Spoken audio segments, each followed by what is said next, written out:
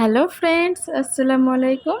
আমার ছেলেকে বাড়ির শাক খাওয়ানোর জন্য ছাদের উপরে অল্প পরিমাণে শাক লাগানো হয়েছে।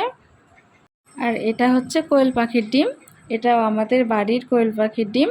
ছাদের উপরে ছোট্ট একটা ঘরের মধ্যে কোয়েল পাখিকে রাখা হয়।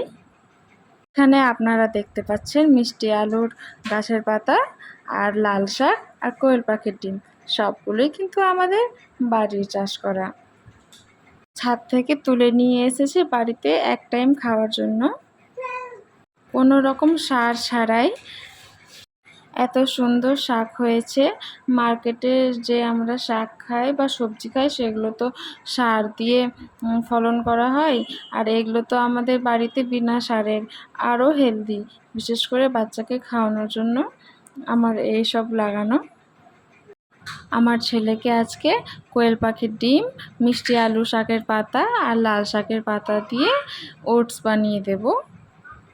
প্রথমে আমি বাটিতে জল দিয়ে ওটস দিয়ে দিয়েছি, তারপরে আমি এক এক করে মিষ্টি আলুর পাতা, লাল শাক কুচি কুচি করে দিয়ে দিয়েছি, আর কোয়েল পাখির ডিমটাও ভেঙে দিয়ে দিয়েছি। এটা আমি একদম কম তাপে দিয়ে রেখে দিয়েছি। 2 মিনিটের মধ্যেই এত সুন্দরভাবে রেডি হয়ে গেছে, একদম ক্রিমি ক্রিমি।